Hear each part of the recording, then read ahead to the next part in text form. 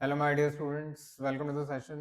बेटा net mathematics 2025 paper discussion चल रहा है। इस लिस्ट में कॉम्प्लेक्स एनालिसिस का एक बहुत vibrant question, yes beautiful question. Let f be an entire function. Consider the function g given by gz equal to fz minus 1 by z. ये तभी डिफाइंड होगा जब z नॉन जीरो होगा, ठीक है सर। उसके बाद which of the following statements are necessarily true. मैं ये पहले भी बोल चुका हूँ बेटा, ये आर का मतलब एक्स से ज्यादा करेक्ट है, और इस तरह का क्वेश्चन बताता है आपका कैरेक्टर। नहीं नहीं, वो लाइफ वाला कैरेक्टर नहीं, मैथमेटिकल कैरेक्टर कि बच्चे के अंदर कितनी एनालिटिक एबिलिटी है, उसने सब्जेक्ट को कितने गहराई से पढ़ा है, सच में वो आगे बढ़ने लायक है या नहीं है। चलिए आइए करते हैं। First option, the function ji has a pole at zero. Second option, अगर जी अल्फा जीरो हो गया तो मॉड अल्फा वन नहीं हो सकता। Third, the function ji has only finitely many zeros. And lastly maximum of mod जीजेड is greater than 1। देखिए भाई, सॉल्यूशन में तो आपको मजा आ जाएगा। उसने सिर्फ ये बोला है कि f आपका एंटायर है और g is equal to f minus one by Z. अच्छा, एंटायर फंक्शन क्या होता है? Entire function is that function which is analytic everywhere on the complex plane, या फिर which is differentiable at every point of the complex plane. हाँ जी, मैं पहले भी बोल चुका हूँ, माइन्यूट से माइन्यूट लाइन सेगमेंट, इतना सा लाइन सेगमेंट, वो भी अनकाउंटेबल होता है बेटा। अब ये तो पूरा कॉम्प्लेक्स प्लेन पसार के दे दिया।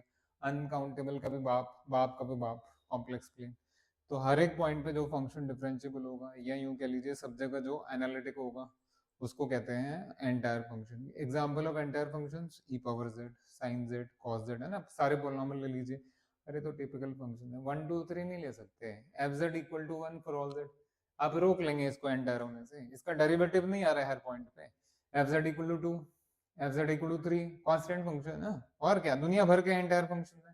तो उसने कोई रेस्ट्रिक्शन दिया है एफ के ऊपर? कोई रेस्ट्रिक्शन नहीं दिया। उसने ये नहीं बोला नॉन कांस्टेंट होना चाहिए या पोलिनोमियल नहीं होना चाहिए, ऐसा कुछ नहीं बोला। कुछ भी ले लीजिए, कुछ भी ले लीजिए। अच्छा जी, अब मैं ये करने जा रहा हूँ, आ जाओ। लेट मी चूज पहले आसान आसान पार्ट्स। भाई उन्होंने पहला पार्ट बोला है, जरूर थोड़ा ना आप पहले को पहले नहीं करेंगे। जो अच्छा लग रहा है वो करो ना यार। ये चॉइस तो आपके हाथ में है ना, तो अपना हाथ आगे बढ़ाइए भैया, थोड़ा थोड़ा काम कीजिए। चूज, ये लो, ये चीजें तो बड़े आराम से हो जाएंगी।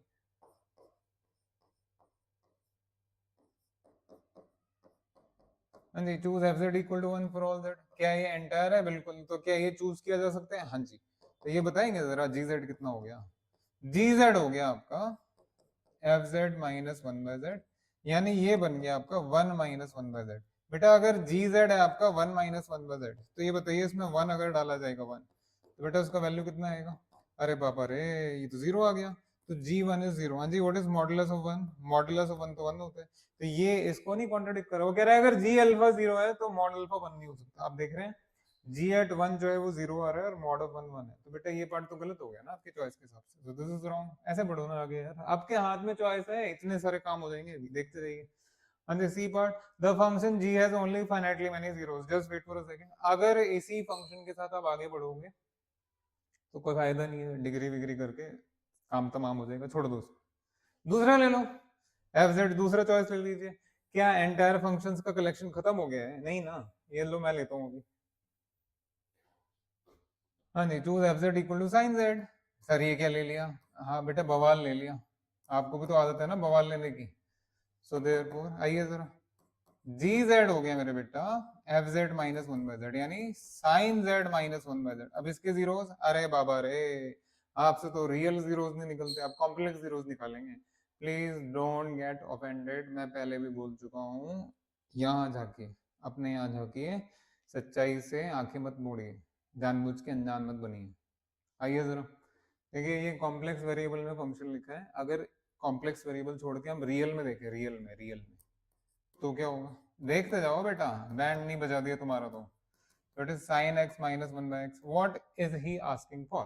He is asking for zeros. अरे भाई, कॉम्प्लेक्स जीरो से पहले रियल जीरोस चेक कर लेते हैं, रियल जीरोस चेक कर लेते हैं। हाँ जी, रियल जीरो भी तो एंड में जाके कॉम्प्लेक्स में ही आ जाएगा, और कहाँ जाएगा? रियल लाइन तो कॉम्प्लेक्स में बैठी हुई है। तो ये बताइए जरा, ये कब जीरो होगा? अरे बाबा रे, sine x minus one by x zero, यानी sine x is one by x. ये कैसे निकालेंगे? मूर्ख है वो, मूर्ख है वो जिन्होंने लाइफ में कुछ नहीं किया, अभी भी कुछ नहीं करना चाहते। जान मुझ के अनजान बने जाओ। साइन एक्स का ग्राफ रियल लाइन में, है ना, ऐसे ही बनता है, थोड़ा और छोटा कर देता हूँ। देखिए 0 0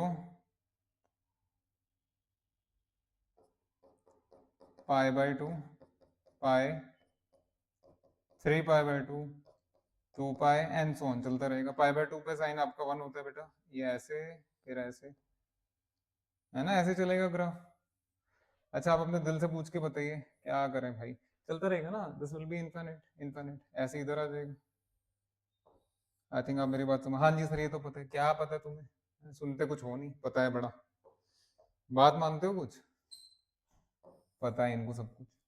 ये ग्राफ है आपका साइन एक्स का, साइन एक्स का, और अब बनेगा y इक्वल टू 1/x का ग्राफ, रेक्टेंगुलर हाइपरबोला। हाँ जी ये ऐसे बनते हैं 1/x, ये लो रो लो थोड़ा सा बेटा, रो लो जितना रो सकते हो रो लो, ऐसे ही बनते हैं ना y इक्वल टू 1/x। अब जरा मुझे बताइए, ये व्हाइट वाला y इक्वल टू 1/x और ये पिंक वाला साइन x कितने पॉइंट्स पे इंटरसेक्ट करेगा बाबू, आगे आंसू, फिर इसके तो रियल में ही इनफाइनाइटली मेनी जीरोस है, अगर इसके पास रियल में इनफाइनाइटली मेनी जीरोस है तो कॉम्प्लेक्स में तो और ज्यादा हो सकते हैं, इनफाइनाइट तो रहेंगे ना कम से कम, कम से कम। देख लीजिए भैया आपके सामने है, आपके सामने है, logic at its best. So this has infinitely many solutions in are, अगर रियल में इसके पास इनफाइनाइटली मेनी सॉल्यूशंस है तो भैया कॉम्प्लेक्स में तो पूछे ही मत। तो बेटा ये क्या कह रहा है, the function ji has only finitely many zeros, बिल्कुल गलत बात। अब आपको जोश आ गया, 4 में से 2 तो यार बड़े आराम से हो गए, हम क्या कर रहे थे एग्जाम में बेटा वो आप जाने, सुनेंगे तब जाके फूल खिलेगा भाई, साथ आ जाओ साथ, अभी भी समय है, समय है। अब ए पार्ट और डी पार्ट, ए पार्ट पे आते हैं, ए पार्ट।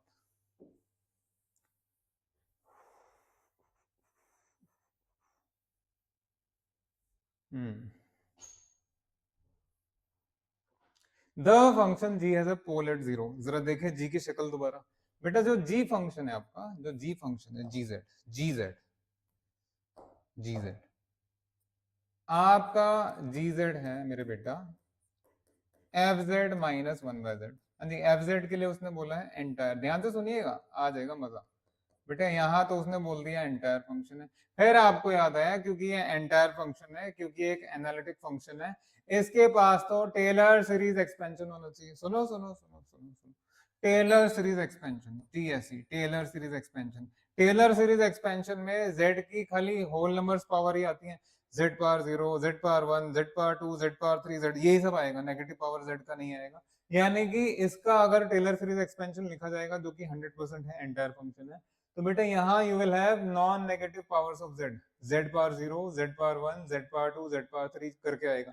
क्या ये इस एक्सपेंशन में 1/z करके कोई पावर है प्लस में माइनस में, बिल्कुल भी नहीं, यानी ये कैंसिल होगा ही नहीं उसकी वजह से, ये जो टर्म है -1/z यहाँ किसी भी टर्म से वो कैंसिल नहीं हो रहा है, यानी ये अपनी पोजीशन इस एक्सपेंशन में रिटेन करके रखेगा। एक मिनट, ये टेलर सीरीज एक्सपेंशन है, ये आई जेड की नेगेटिव पावर, जब आप पूरा एक्सपेंशन ऑन द होल देखेंगे, अरे बाबू रे ये तो लॉरेंट सीरीज एक्सपेंशन बन गया भाई, नहीं पढ़ा लॉरेंट, क्यों नहीं पढ़ा, किसने मना किया था, लॉरेंट सीरीज एक्सपेंशन में 1/z, हाँ जी एलएससी में आपका negative power of Z, LSC में लॉरेंट सीरीज एक्सपेंशन में नेगेटिव पावर ऑफ जेड बैठा हुआ है, तो वही तो होता है पोल का डेफिनेशन, ऐसे तो लिखते हैं।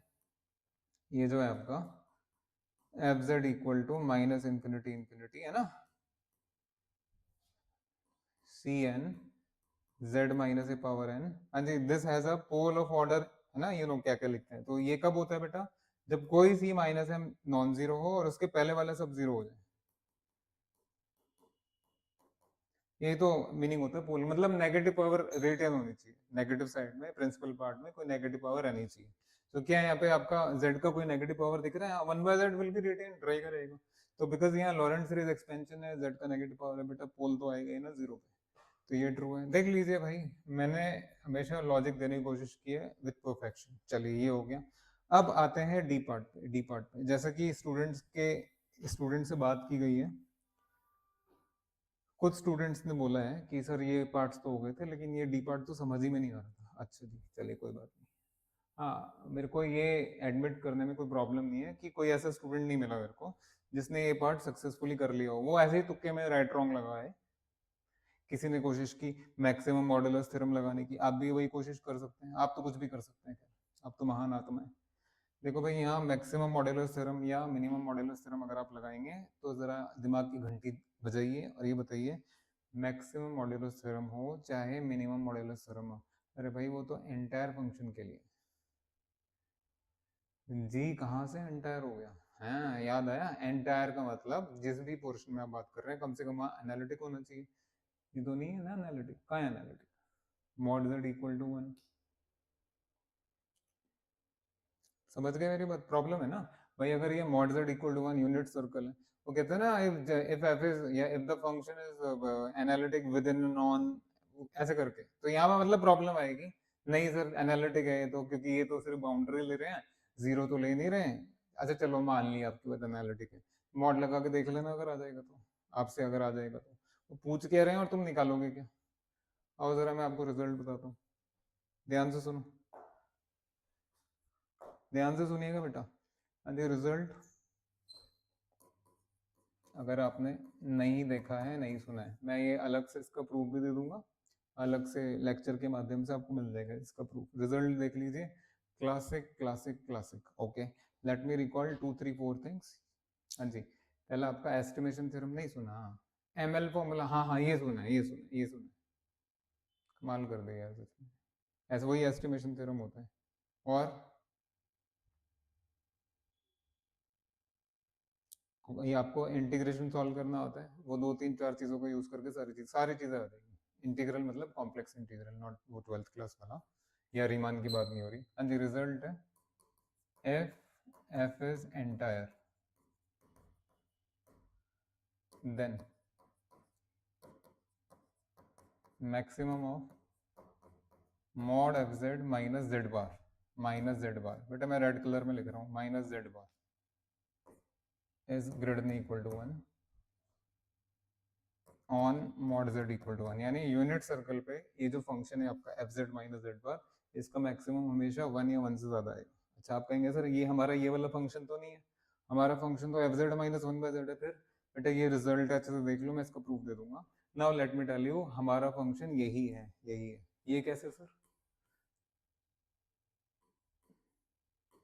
है ना, ये यूनिट सर्कल के बारे में बात हो रही है, नोट देखो मेरे बेटा, अगर मॉड z 1 है तो फिर उसका स्क्वायर भी 1 है, मॉड z का स्क्वायर कॉम्प्लेक्स में है, ना भूले हम कॉम्प्लेक्स में, ये जेड जेड बार 1 हो गया, क्यों बेटा नींद खुली या नहीं खुली, नहीं खुली, अब तो तुम्हारा बैंड बजेगा, तो जेड बार को 1 बाय जेड लिख सकते हैं, on the unit circle mod z equal to 1 this Z bar can be written as 1 by Z, आप समझ में आ गया, ये रिजल्ट है, अगर आपने पढ़ा है बहुत अच्छी बात है, नहीं पढ़ा तो क्या कर सकते हैं भाई, इंतजार कीजिए, मैं लेक्चर के माध्यम से दे दूंगा आपको, अलग से प्रूफ सॉल्यूशन बना के दे दिया जाएगा, डोंट वरी, डोंट वरी, ठीक है बेटा, तो इसकी जगह आप ये भी लिख सकते हैं F Z minus 1 by Z, इसका मैक्सिमम, और यही आपका जी जेड है ना, अब मैंने बोल दिया तो अब विश्वास तो आपको हो ही जाएगा, नाम ही काफी है यार अपना, इतना विश्वास तो करते हैं बच्चे, मान भी लो, जब प्रूफ मिलेगा तो पूरा सेटिस्फेक्शन हो जाएगा, अभी टाइम लग जाता है इसलिए मैंने नहीं दिया, हाँ जी ये जो आया ये वाला पार्ट जो है ये भी करेक्ट है, ठीक है, इसके लिए वेट कर लीजिए, आज मिल जाए कल मिल जाए, जब भी मिल जाए लेक्चर के माध्यम से मिल जाएगा, डोंट। तो ये 4 ऑप्शन है, 4 में से first is correct, last is correct, और ये दोनों हमने ऑप्शंस के माध्यम से हटा दिए, ठीक है, ब्यूटीफुल क्वेश्चन, चलिए जल्दी मिलते हैं नेक्स्ट क्वेश्चन के लिए, थैंक यू।